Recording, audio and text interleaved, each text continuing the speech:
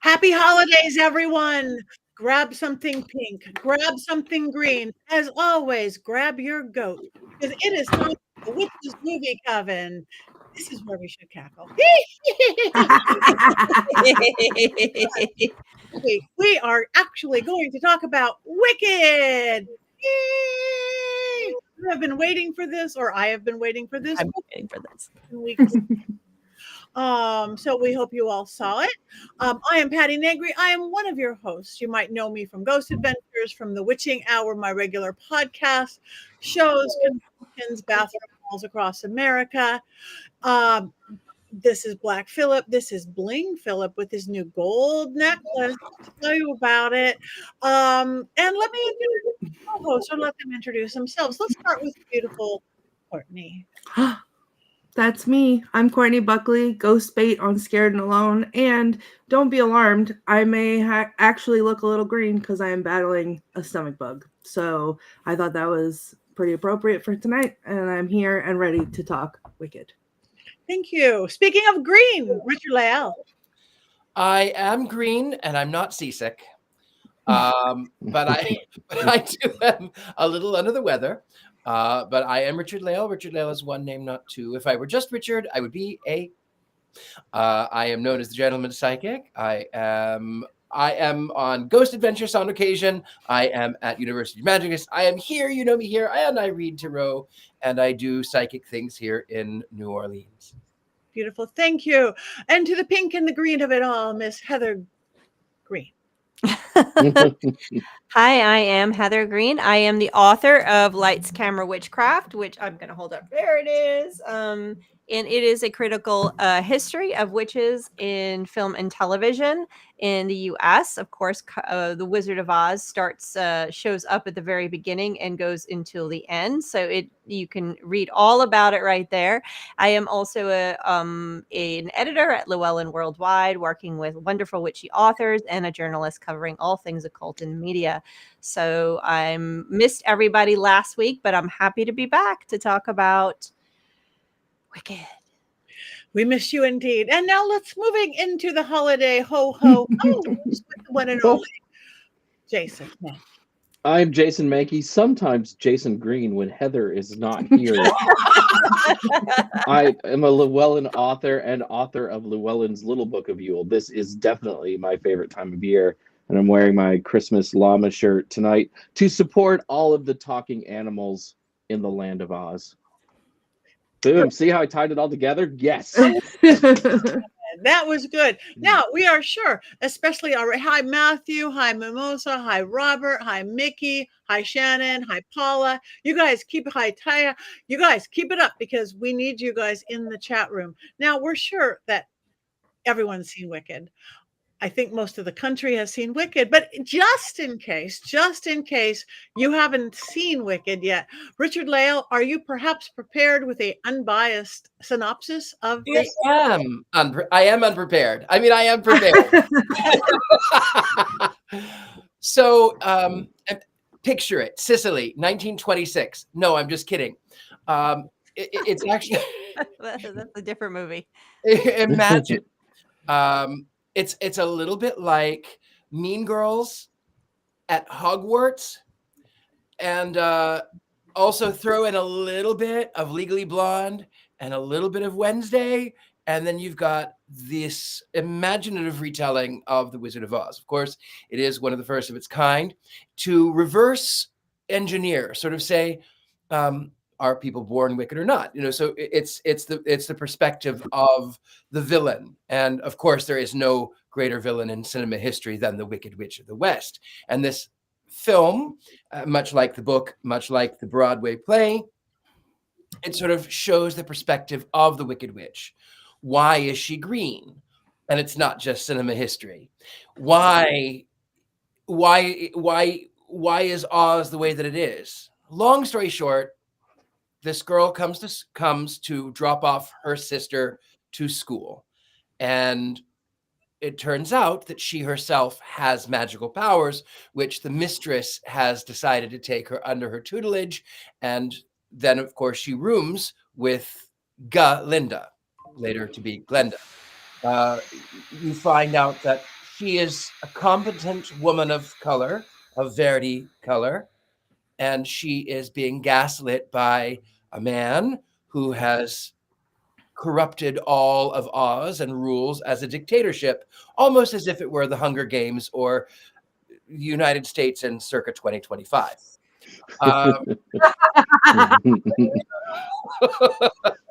Nonetheless, you go through this journey, and of course, you meet some people that are not yet playing a big role. They will, because I've seen the musical. I haven't read the book.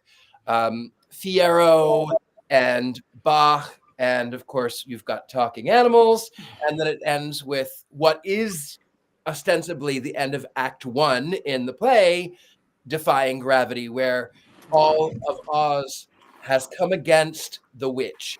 She has learned to defy gravity. She's learned to fly. She has magically turned all of the monkeys into flying monkeys, and it was very painful for them. And of course, she tries to reverse it, but her spells cannot be reversed. And so when Oz is after her, and they've painted her as an enemy of the state, she defies gravity. She defies all of sort of the gaslighting, and that's about it until we get to Act 2. Thank you. That is beautiful. Thank you. Now that we understand the film, Heather, do you have 5 things for us that we really do need to know about Wicked? Yeah, I'm gonna do this one a little differently because you guys, it's all over the place and it's all over social media. So for me, telling you the normal stuff is pretty much what you can see if you just open up any social media thing. So I'm gonna do this a little differently. I do have 5 things. I'm gonna give you a little bit of information, context, etc. Then I'm going to talk about the next 3 things are going to be source material, because this is important. And this is what blows me away, that a lot of people aren't understanding the gravity of this particular, the fact that this is here. It is unbelievable. Then I'm going to do number 5, which is a little bit about whether Wicked is woke. And that's just something I want to bring up because it's a really important conversation that has been going around on social media and the conversations about this movie. So first, of course, this is already getting award nominations. You have a cast that's just absolutely phenomenal, directed by John Chu, who, if you haven't seen Crazy Rich Asians, please go see that. It's very funny. He's extremely talented. This could have been a complete unmitigated disaster, and it clearly was not. You have Ariana Grande, Cynthia Erivo, Jonathan Bailey, Michelle Yeoh. I mean, Peter Dinklage. You just have so many people in here. Jeff Goldblum. I couldn't tell if he was the Wizard of Oz or if he was Zeus at times because I was just watching that TV show. But it's $150 million budget, has long been blown away. It's well over 400. It might be over 500 mil now. It is considering it is absolutely a phenomenal success without a doubt. And there's reasons for this. A movie can be this successful not only because it's brilliantly done, one of the reasons it can be this successful, but it actually landed at a very, very key time, which could not have been planned better. In fact, it could not have been planned. So, and a lot of the reasons over time the Wizard of Oz has become successful has been because it tripped up and landed in a place and time that was a chance. And the Wizard of Oz, it's amazing that it has lasted this long because it wasn't designed to be successful. In fact, it hasn't been most of its life, just the larger idea. So the fact that it keeps landing in these places is almost magical. There's almost a message here that this story just keeps coming back to us and landing successfully at the time we need it. So that's my broader message that I'm getting across here. So let's look at a few of the different source materials real quick. I will go first to, of course, the original books, 1900, when Baum created wrote these first books, they were successful. Immediately after The Wonderful Wizard of Oz and several others, he actually produced a play, the first musical version of The Wonderful Wizard of Oz. It was successful enough that Selig Polyascope decided to produce the silent film The Wonderful Wizard of Oz. That's the very first adaptation on film. That was reasonably successful. The adaptations from that point forward were not successful. They were pretty much bombs, not bombs, but bombs. And until the MGM film came out in 1930s. So those original stories were beloved by the people that had them. They were not politically, they were they were pieces of their time, very much so. They did not have the same political messages, even if Baum had some progressive political concepts here and there. Those were not, they did not have the messages that we're seeing in Wicked. This is a different text. But it got adapted. Number 3, we go to Wizard of Oz, MGM. Now, MGM, the key thing to understand about this is that MGM's movie is not out of the public domain. Public domain, thank you. Is not in the public domain, but the original books are. So adaptations have to be very careful about this. So when Wicked comes along, we see MGM is still a source material. MGM's film is probably more known as The Wonderful Wizard of Oz, the story, than even the original books at this point. It's overtaken it, but it's not out of the public domain. So adaptations have to be really careful about using it as a source material. Of course it is. Why is it still a source material? Clearly, because it was the MGM film. If nothing else, it was the MGM film that made the Wicked Witch green. No film before that ever saw a witch being green. And there's a reason for that. It is not because somebody drank green liquid on the set and turned Margaret Hamilton green. That's not what happened. That's the wonderful story that we hear here. But in the actual, as a Technicolor, it was a technical problem with the new Technicolor that caused it. You can read it in my book, why it happened. It was a technical problem they were solving. And because of that technical problem, forever forward, from MGM film, we have green witches. So that alone is a nod to the original film, the MGM film, which was not successful until into the 60s and 70s. So you have that piece, okay, building on itself. Now, if you skip forward to 1990s, Wicked, the Life and Times of the Wicked Witch of the West was written by Gregory Maguire. That book was written in the 90s.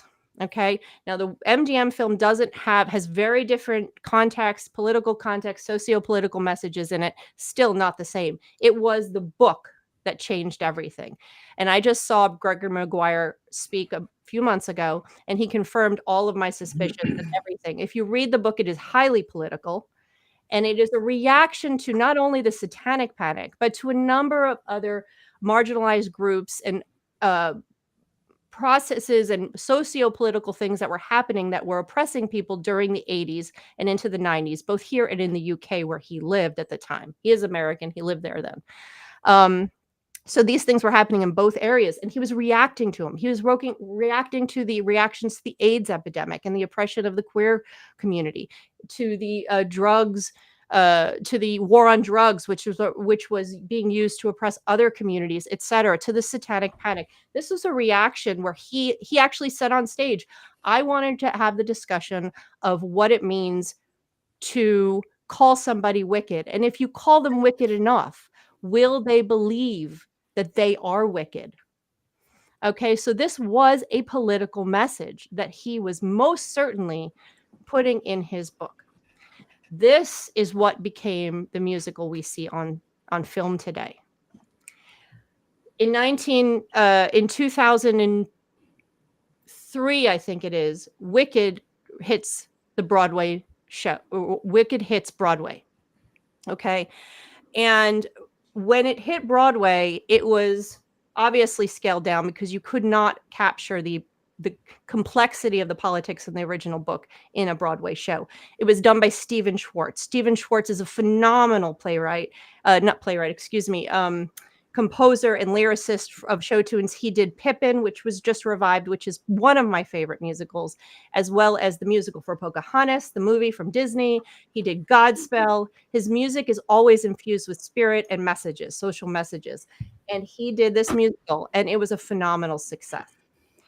Even though it didn't capture the depth of socio-political messaging in the book, it captured it enough that Wicked was eventually used to help promote anti-bullying campaigns into the 2010s. So you'll see Wicked and Elphaba and this idea of why we're bullying someone that looks different from us, that appears different from us, that acts different from us. That was captured enough into the musical. So that comes out at the end of the witch era of movies and stuff, but it was Broadway. Broadway walks to its tune. And I do want to say, before I move on to what we're talking about, the number 4 is, or the last message about this is that Wicked was not the first adaptation of a musical. I already said Baum did one years ago, but we have to note that Wiz happened in the 70s. Another adaptation of the Wiz, of The Wizard of Oz, which was phenomenal success, Tony Award-winning musical that also had a socio-political message and a flavor separate from this. It didn't really influence necessarily all of this, but it has to be said that The Wiz was in there. Now we get to today. Wicked comes out, the musical. The musical is a amalgam. It is part of all of this legacy. Okay, so Wicked here is, the movie is able to capture more of the book's nuances and the political stuff that's there that the musical couldn't, because the 2.5, 3 hour musical can't capture the detail that a movie can, or that a novel can. So you have it here, and people are surprised. So we get to the question that people are saying, why is Wicked so woke? And I'm using that on purpose because that's what I'm seeing on social media. Yeah, it was woke when Gregory Maguire wrote the book. So this is what you should expect. This is a message that's emanating out of a period of time that was oppressive for many groups of people. That message was written into the book, and it's followed through to today, and we see this movie about oppression, about political strife, about all these things, and it's landed in 2024 during a very divisive time and a lot of upheaval in our country. So of course it's speaking to people in ways that maybe were not, that Gregory Maguire probably meant in his book, but it's landed perfectly.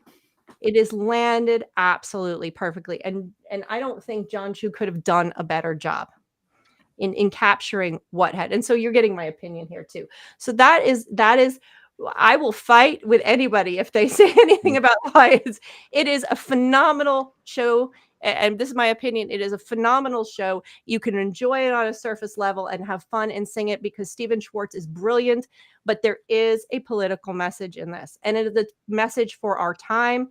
And it is a message that witches have been screaming out in these movies for decades.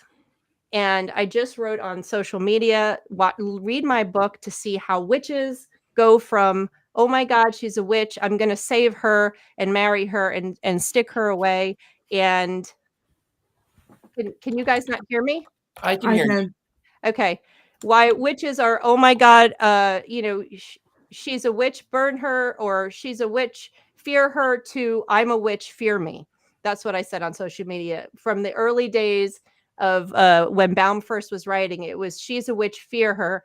Now we get to Wicked on the screen today is I am a witch, fear me. And that's the evolution that we see. And that's my speech. And I'll be here all week. And thank you. Thank you. Thank you. Beautiful. Thank you. Claude, Heather, thank you.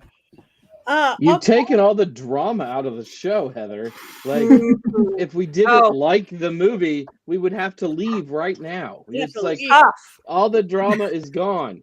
No. Where is the drama? There is tons. We can start singing at any Come on. moment. I Jason. wore Stop being the- a drama llama. I wore Stop the being a drama drama llama llama. sweater just for you, and now you're taking away the drama. I am not taking away anything. I'm just dancing through life. That's good. There is a little bit of drama that I actually wanted to address, if I may. We keep seeing the Broadway, the poster from the Broadway show. There was a little bit of anger and some confusion and some anger at the woman who played the witch. I can't remember her name, but Cynthia? Cynthia. She's a brilliant stage actress. They did it for the film poster. They did an homage to this, and a fan went in and covered her eyes and showed the lips, and where the fan did not mean it to be offensive, I feel rightfully so. The actress was offended because she was doing an homage to the Broadway show. She was not doing the Broadway show. And to cover her eyes is to take away her soul. And I really feel like that it was offensive. So controversy aside, I am actually on the side of the actress because I'm not a woman of color. I'm not a woman. That is not something that I have had to deal with. But I am different from other people. And as an actor myself, to have my soul taken away that way, I think it is highly offensive and highly inappropriate. Chad, Chad the Great and powerful. The man behind the curtain. So I am so sorry I'm late. But we've been doing something special and we haven't left the venue yet. So if it's okay with you guys, I would love to derail whatever you're talking about and take you into this venue real quick and show you what my dear friend Theo, say hi to the folks at home. Hi, Theo. Hi, Theo. Oh. I would love to show you what we built if you guys would like to see it. Yes. Yes. Okay. Are you coming or are you going to chill here? I mean, I'll be right back. Okay. Okay. So tomorrow it's a celebration for Alice Brooks, the cinematographer of Wicked. And I was hired to create a set for them and some costumes. So, of course, I'm bringing all the characters. Oh, hi.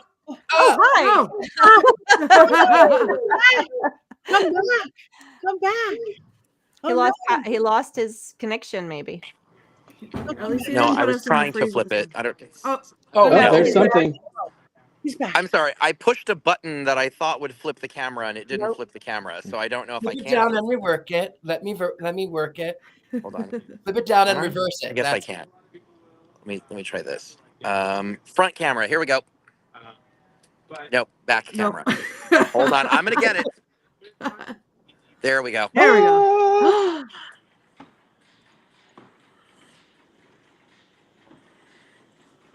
But wait, there's more. Oh As yeah. it gets closer.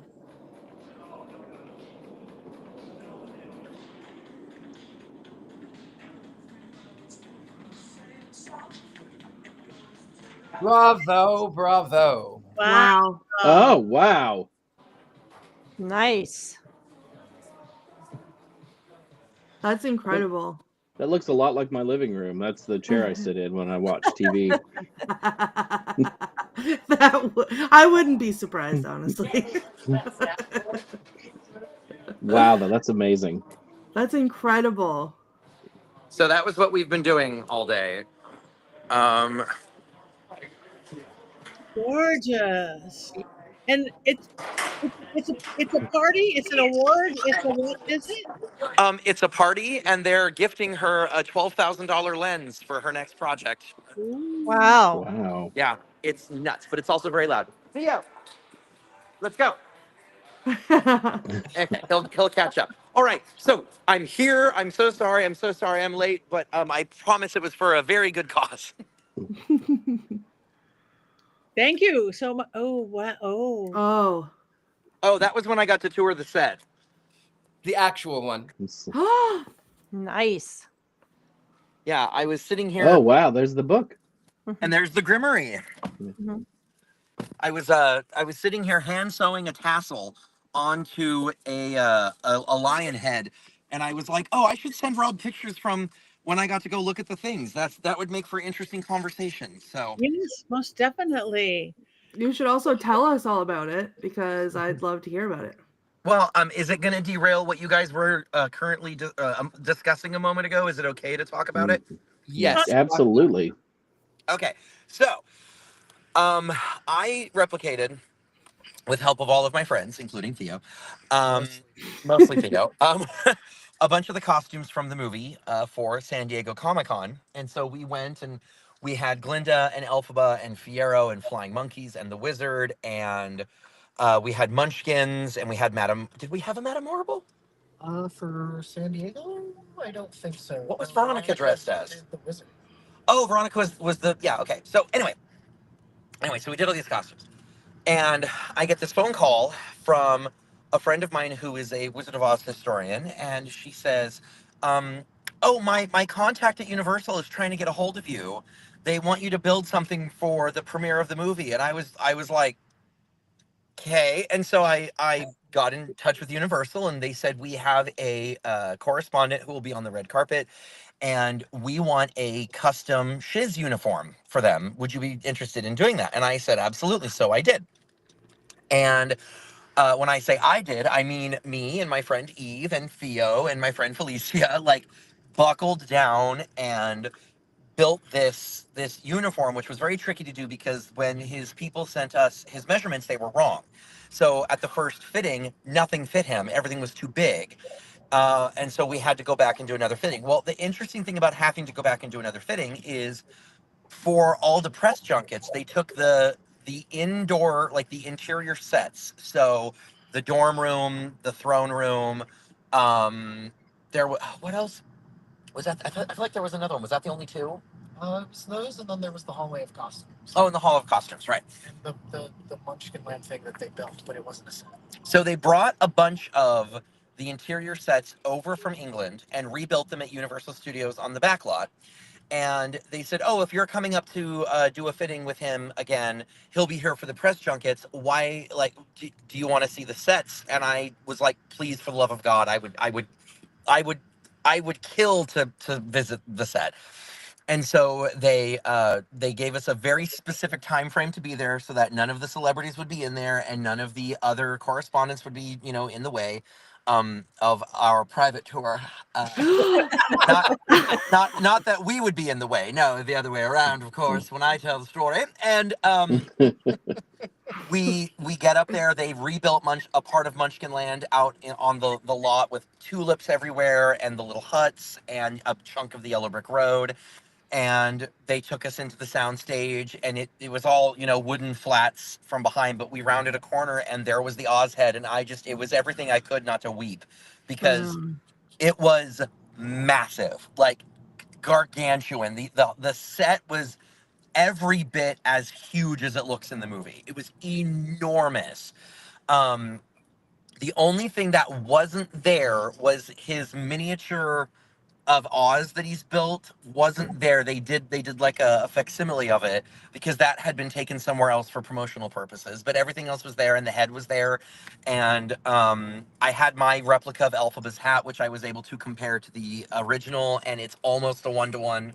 I only had to tweak a few little details, but it was 1-to-1. I got to photograph the broom, the wand, the bubble dress, Fiero's Ozdust uniform, the wizard's costume, which is just a feat of engineering, Elphaba's clothing. All of her clothing is just absolutely incredible because it's also organic.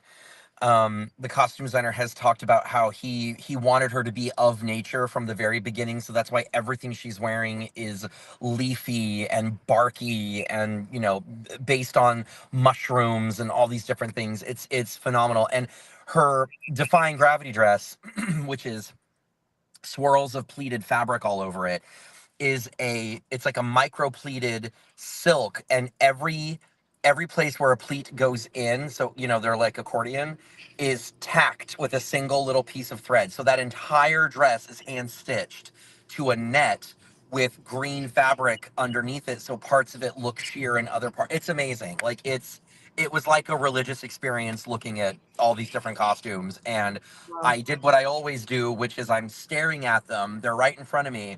And I think to myself, I don't need to take photos. I'll remember all of this. And I didn't take No. any, and I don't remember shit. So like I should have took photos and I didn't. But yeah, that was our little trip to the to go look at the set. And so we finally got the uniform figured out, and it fit him perfectly. And he was a sweetheart. He adored it. He showed up on the. I also got invited to the premiere, so I was able to be on the red carpet, which they rebuilt a facsimile of Shiz. So we were, because each of the premieres are themed differently. So London's was Emerald City, and Mexico City was the Enchanted Forest, and ours was Shiz, and I forget who got. Oh, and Australia was Munchkinland, which I was very bitter about because I wanted Munchkinland because the set for Munchkinland is just incredible. But yeah, so that's that. Now one of you say something. Flying in on your broom. That was most brilliant. Okay. Who wants to say something? And thank you for your comment before, Richard-Lael. We went into whatever. I don't know what that controversy is, but it sounded like you knew what you're talking about. Well, there was Yeah. a fan who had altered the image of the poster from the film to look like the image of the poster for the Broadway musical, and the actress got a lot of pushback because people said, "Oh, you know, how dare you? It was the person didn't mean anything offensive. They were just trying to connect with the poster. It's not a big deal. It's not a big deal." And the actress said, "This is one of the most offensive things that I have ever faced." And I agree. I agree with her. Actually, Ariana Grande agreed with her too, and it is offensive. Because that is a beautiful rendering for a poster, for a play.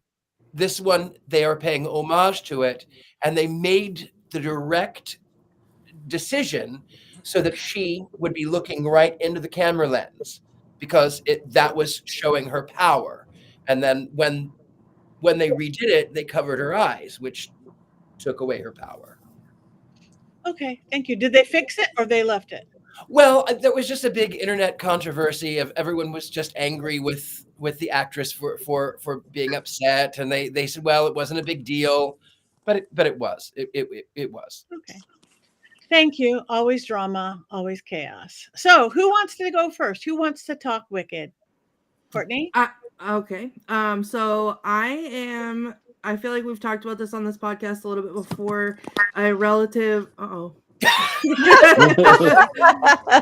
I am a relative newbie to the Wicked world because I just saw it for the first time this year. I haven't read the book, and going into seeing the musical, I had no idea really what the story was about. The only thing was that I had heard Defying Gravity 100,000 times, and every time I heard Defying Gravity, I would sob audibly and uncontrollably, and I could never understand why, because I had no idea what it was even about. But something about the song pulled at my heartstrings, and that was that.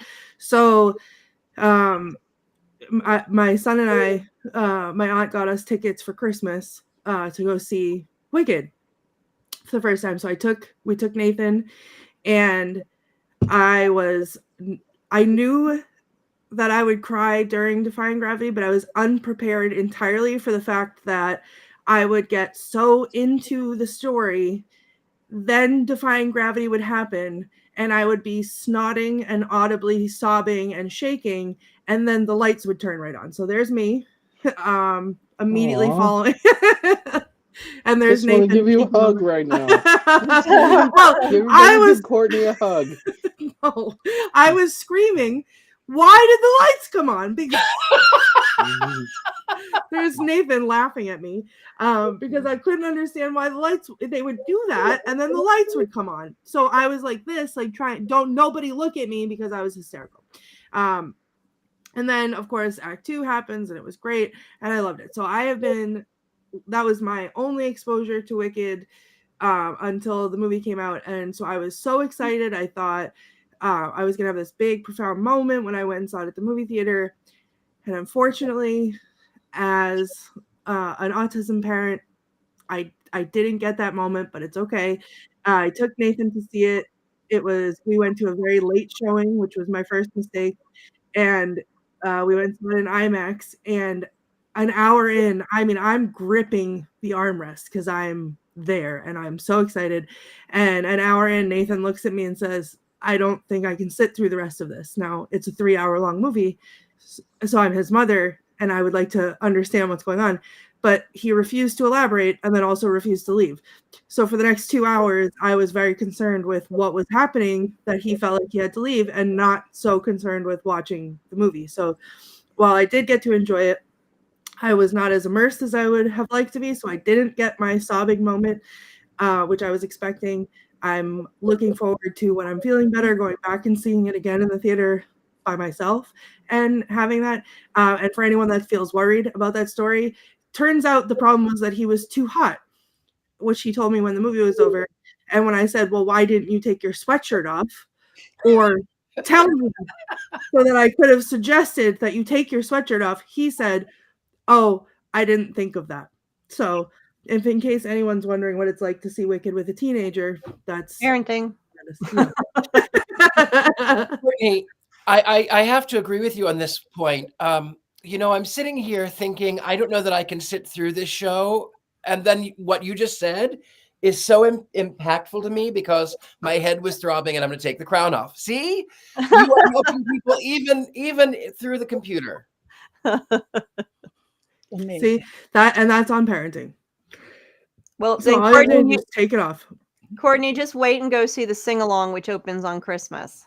That's literally what I'm waiting for, because I have been listening to it so I can learn the new ways that they sing the songs instead of the old ones that I was listening to, so I can make sure that I sing it right. And I will be insufferable when that happens. And also, let's not pretend like I'm not considering flying down to Atlanta just so that you and I can go see the sing-along together. Oh, that is a thought in my brain. You are welcome to join us. My daughter and I are, and you, and I will sob like you. And when the lights go up, I will have the same eyes. I don't know. I'm a little worried about the sing along because some people sing. Heather, I know you can really sing. And Courtney, you maybe can sing. I don't know. No, I can't. I definitely can't. I do, but I shouldn't. I hope that the music part is really loud. If it's really loud, it won't be the same movie. But if it's a whole crowd, there's something to. I've said this before, but there is something different about watching a movie on the big screen, the way it was meant to be enjoyed, with a theater full of people, because you get the reactions from that theater full of people and that energy, and you feed off of that. So with a theater full of people, even if they all are terrible at singing, it's the energy of everybody singing together that's going to make it fun no matter what. It doesn't have to be perfect. We're not Ariana Grande. We're not Cynthia Erivo. Like, that's not who is going to watch the movie. It's just people who will feel the songs in their heart and sing their little souls out. And that's what I want to be a part of. Yeah. Is there going to be one of those little dancing balls with the lyrics? That's what they do with the Grease sing-along. That'll help a little bit. Yeah. But boy, 60, 100 people in a theater doing Wicked karaoke frightens me greatly. It frightens me. I will be staying home that day. You guys are not invited. I will be seeing Nosferatu. Nosferatu. That is not a sing-along. Jason. Yes, Nosferatu.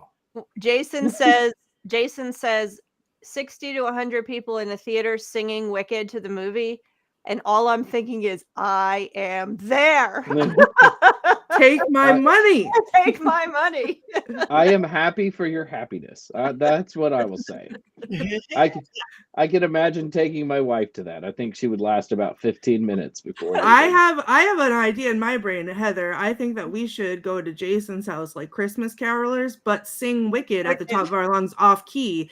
And hold up a boombox, say anything, and then just wait and see how long it takes him to throw things at us. And ask for the $2. You're really gonna get Ari throwing things at you. Is what you're gonna get. But Wicked is not an easy song to sing for no. Or is this No. like Rocky Horror Picture Show or something? Yeah, but you know what? Ask the people on the highway because they hear me do it all the time, loud and proud. In fact, one time I was scream singing it, and yes, someone in the comments said, "Hopefully, people won't scream sing like they do at concerts." I hope they do because that's how I sing it. I was scream singing it in the car as Heather tagged me in the thing about the sing along on Facebook. Literally mid belting out. I don't even know all the words to define gravity, but I'm just screaming because that's how it is in the car. So yeah, I will be I'm holding out for the sing along. Thank you. Completely off subject. Chad, do you have an official Wicked Stanley Cup Glinda mug like I do? Wait, No He's sound. on mute. Sorry, I was muted. Yes, I have the Glinda Stanley, but me I have to too. because I cosplay a version of her. A friend of ours got it for me as a gift because I had no interest. I thought they were quite hideous, and I was like, I'm not going to get one of those things. What's the point? Then I got it. And I used it, and I put ice in it in the beginning of the day, and at the end of the day, the ice was still there because these things are insanely effective. And I'm a convert, and I'm not going to be getting any more of them because it's pink and sparkly and has butterflies on it, and I'm set. It's always Me too. And it's big and hard to lose. So And yeah, it will keep something cold for 14 days. It'll keep something hot for 14 days. And it's insane. That's crazy. Chad, can Yeah. I share some pictures with our producer of your costume?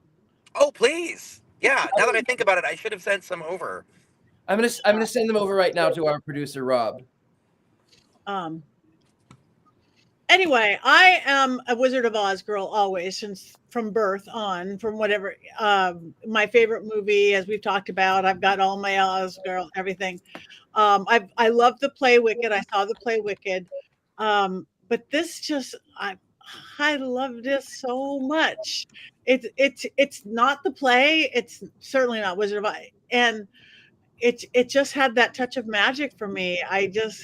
Everything about it, just like Heather said, everything about it. The music, the costumes, the weird, fabulous costumes. And I usually don't get that many details on a first watch through of anything, but you got them. You got everything. I can't think of one bad thing I could say about it, except that I'm worried about the sing along.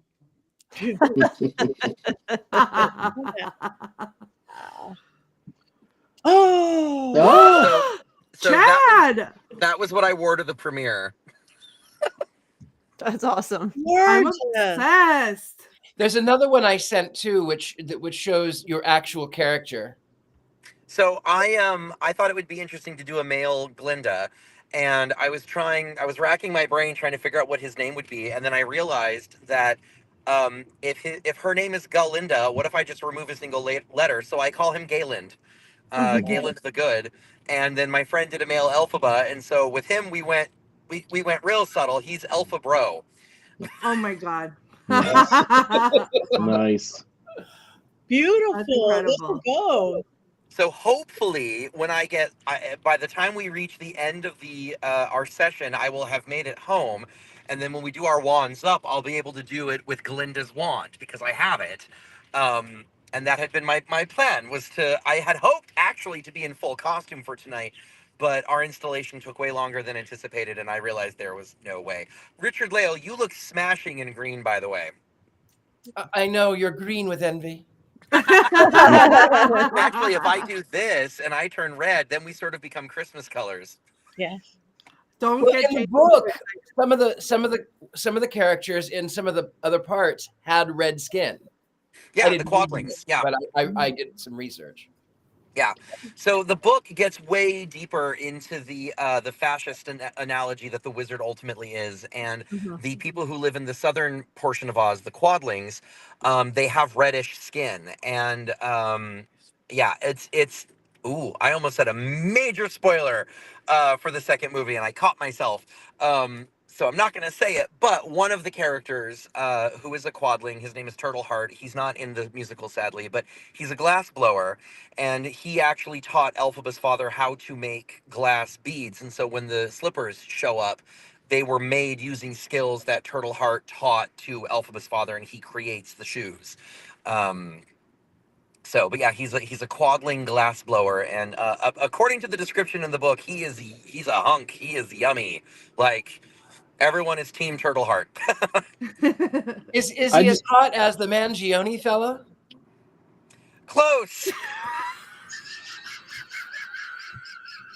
Yeah. That Give me that let me tell Monopoly you, money. as far as domestic terrorists go, let me tell you, I want more of those, please. That I feel like we should add like a timer to Chad's box. Like, will he get back in time to do thumbs up? Right? Like right now he's got 44 minutes and 20 seconds, right? Or 40, yeah, no. What is it? 14 minutes. And you've got 15 minutes. Yeah, like just have it going the whole time. it's gonna be close because welcome to Los Angeles. Yeah. I have so many things I want to say, and my mind is just blanking because I'm just so happy to be here with all of you guys. I love this movie so much. I've seen it 5 times. Richard-Lael, you were able to see it. You were able to watch it, right? Okay, I was good. able to see it. I was actually able to see it today. Okay, good. So you talk next. Sorry, what? No, so Richard-Lael talk next. Well, you know what? I will say, I had seen the musical before, God damn it. Everyone's calling me, and I had seen the musical, and now I'm before, frozen. And we can hear No, you're you. not. You're definitely not frozen. No. I don't think he. Okay. Oh wait, I think he's okay. Anyway, so I had seen the musical before years ago, probably 15 years ago when I lived in San Francisco, and I cried. And I had purposefully kind of not wanted to go see it because I knew that I was going to be a wash of emotions. Here he is. Welcome back, Chad. It's okay. I'm so sorry. Anyways, please continue. So I did watch it today, and rightfully so. With all of the current situations, I could not help but find myself in tears at the plight of the animals who represent people in cages, people of alternate religions, people of alternate sexual identities, and I couldn't help it, and I can't help it now. Mhm. Anyway, but I loved it. Thank you. That's the deep reaction that people have had since the book came out, since he wrote the book. And even with the musical, it's there, even if it's more moderated. That feeling you're having is like, I can totally, I'm with you. We're with. Yeah. Yeah, big time. Thank you. Jason. Well, I liked the movie. Don't yell at me yet, and don't turn off. Oh no. Oh no. Oh God, where are my sunglasses? I did think the first like hour and a half was a little too long. There were times that I yawned. It was very long. But when they get to Oz, though, then the whole movie changes, and I was on the edge of my seat the entire time and was completely caught up in it. But it is fair to say that 2 hours and 40 minutes is a lot to ask for, and I felt like they could have probably trimmed 10, 12, 15 minutes off of that runtime. I know you all disagree, but you're wrong, and that's fine. And I agree with you, actually. Yeah, and it was long, but I loved the movie. I loved the songs. I had seen it like Richard-Lael maybe 15 years ago, and I was sitting in the cheap seats very high up, and I remember very little about it. But once the song started, I remembered the songs because they're really, really good. And have I been humming Defying Gravity all day since I saw this on Monday? Yes, I have. I'm not trashing the movie, but I did think it was a little long. I'm with Richard-Lael and probably the rest of you. I wish we had spent more time with Professor Dinklage, not just because he's a goat, but that stuff was so powerful and so strong. And I was really glad to see it in the movie. There's a quote, and I don't want to like take away from Courtney's thing, but no, go ahead. but the best way to bring folks together is to give them a real good enemy. And I leaned over to my wife and I was like, holy crap, Ari, like that is what we've been living through for 8 or 9 years now. And she's like, just be quiet, we're watching a movie. She's read the book, so she's like really well versed in the political part of it. But I would have wished we could have gotten a little bit more of that, because that was really fascinating. But yeah, it's a really great movie. I want to see it again, but not with a sing-along crowd. Chad is trying to talk. Yeah. I'm not trying to talk. I was trying to make it known that I would like to speak next. I didn't want to interrupt. But I wanted to just throw out that the plot of the musical and the plot of the book are completely different. All the musical did was take names of people and locations and create a story around it, because the line of the best way to bring folks together is to give them a really good enemy is not in the book, because small spoiler, the characters in the book never find out that the wizard's a fraud. So as far as the characters of the book know, for the entire duration of Elphaba's life, they were the people who were loyalists refer to him as our, glorious wizard, or dear leader, or, let make Oz great again.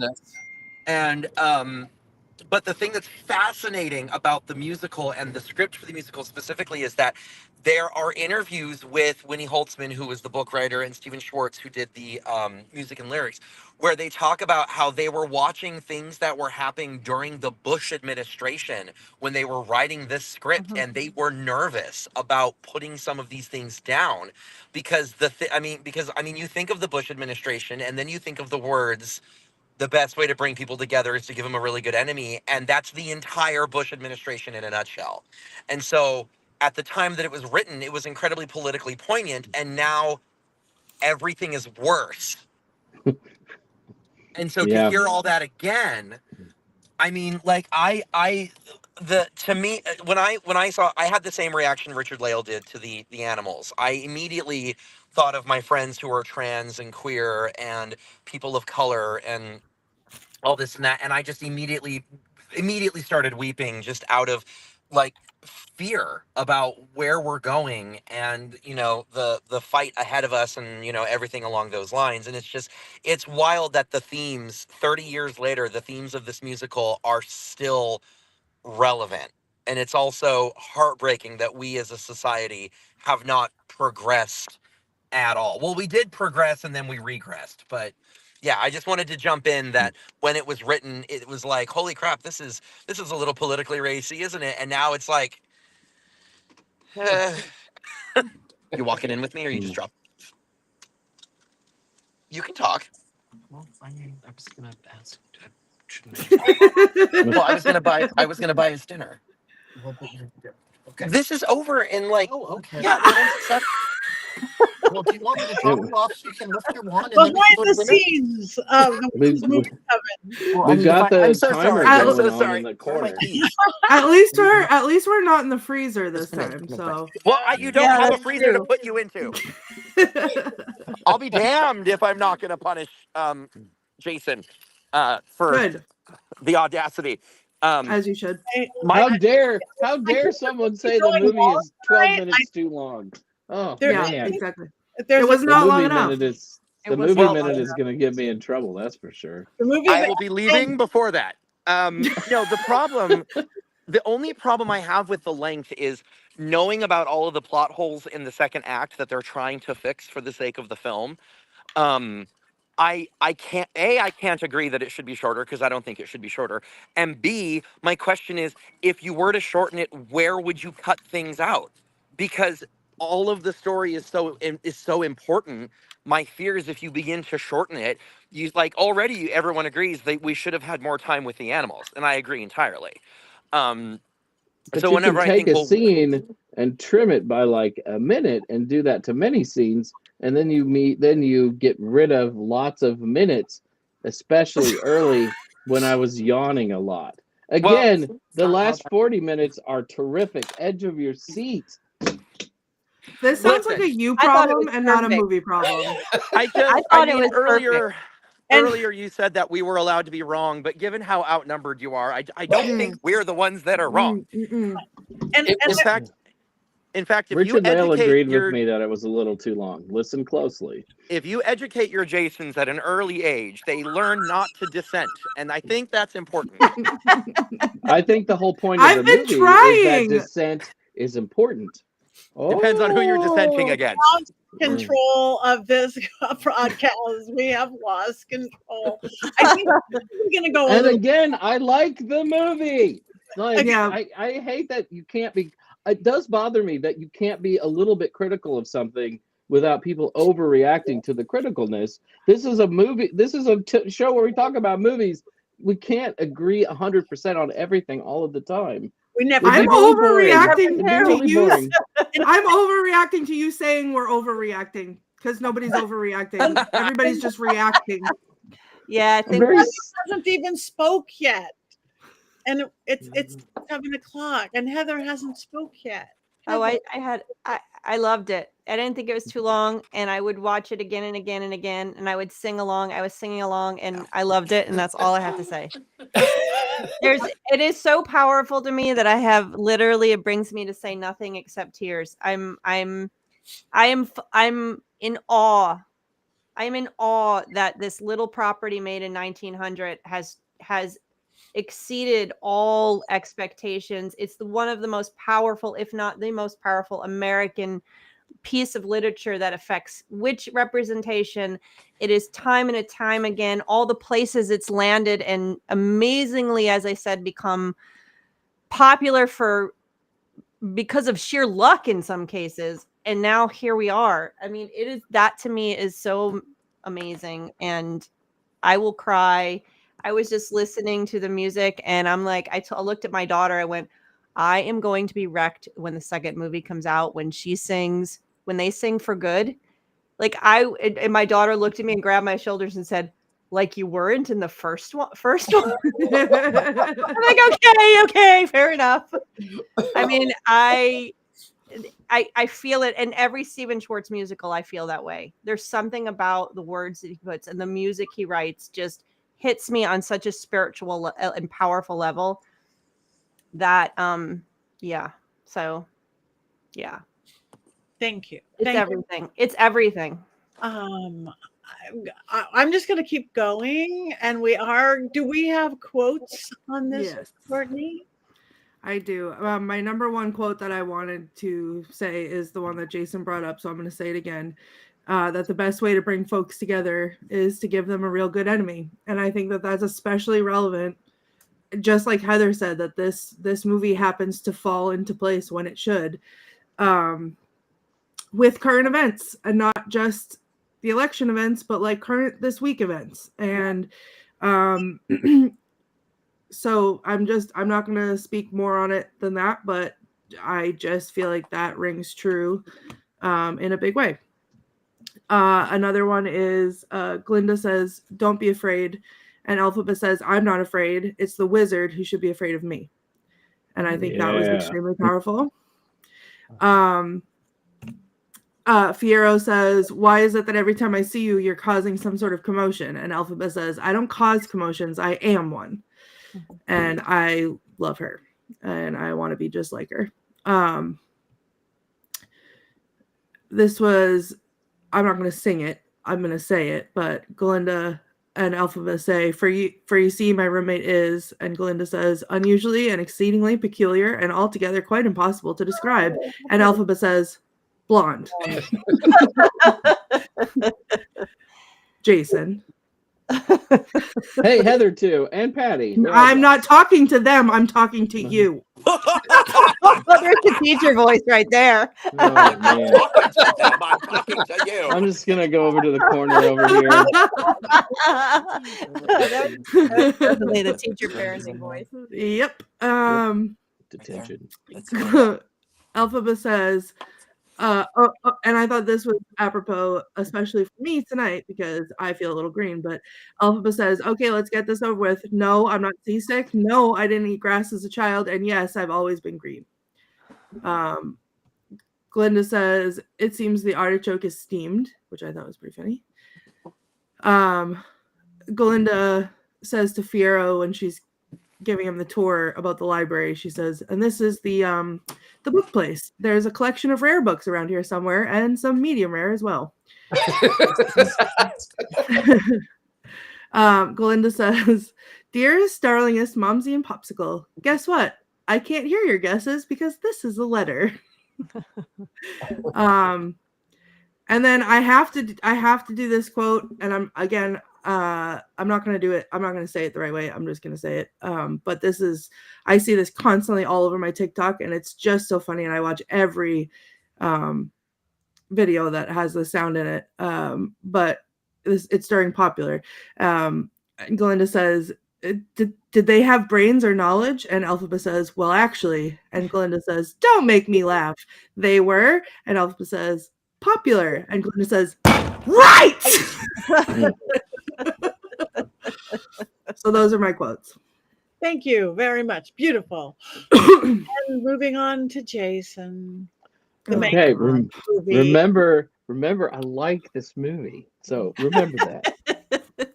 So I finally saw Wicked this past Monday night. I was a little slow to get to watch it. And while I was watching it, I couldn't help but think I had seen it before.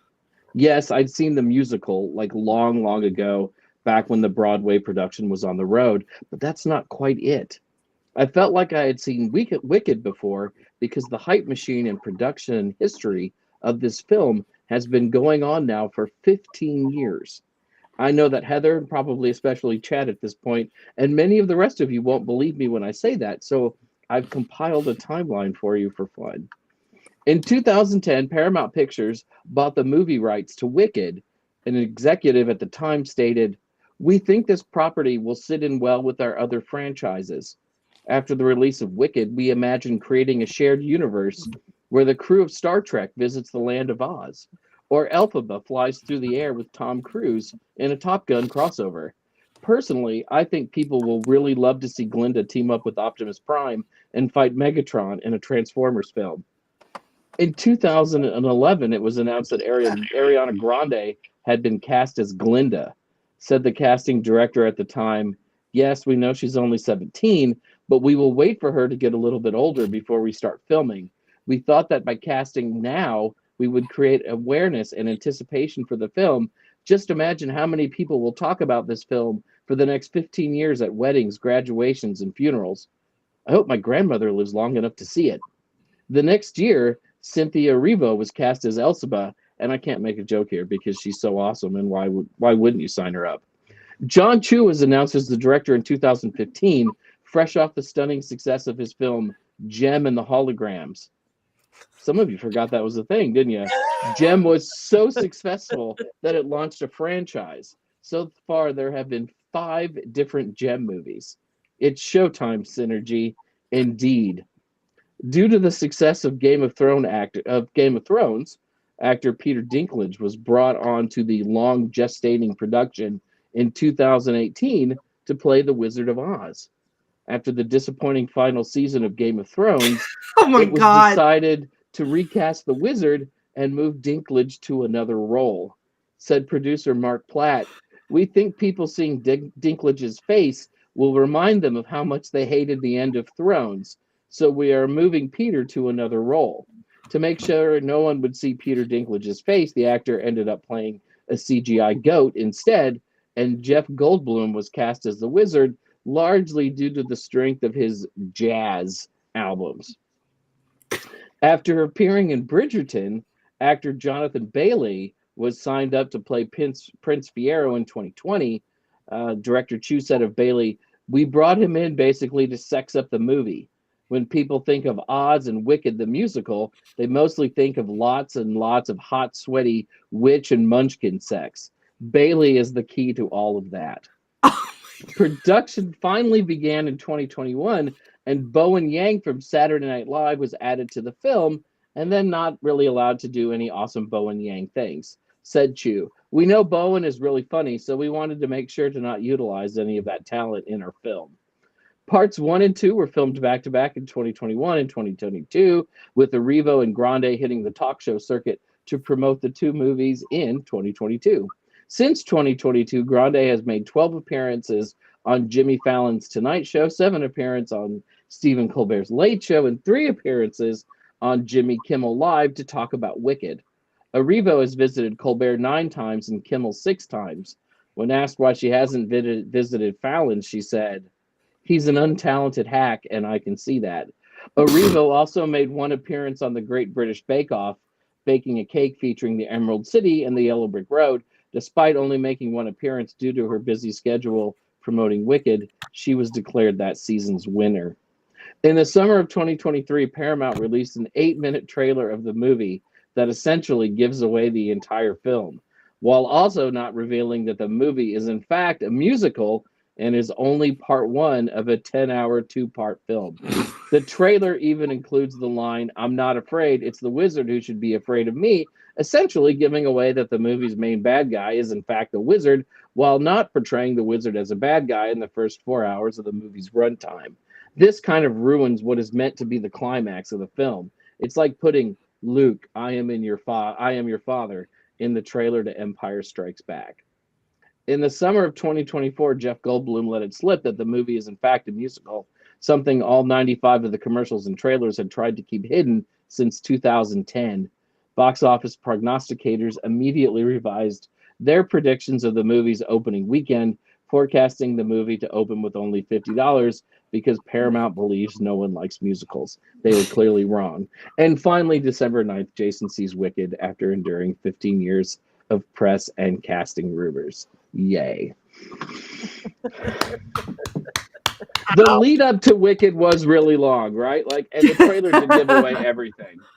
People have been wanting them to make the movie out of it since the musical was so successful. So absolutely, it's been, and I'm surprised.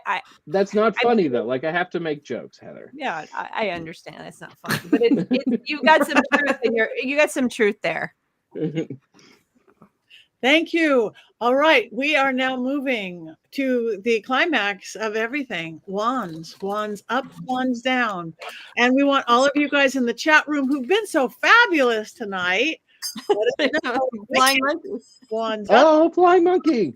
Down. Oh, let me do an Elphaba hat.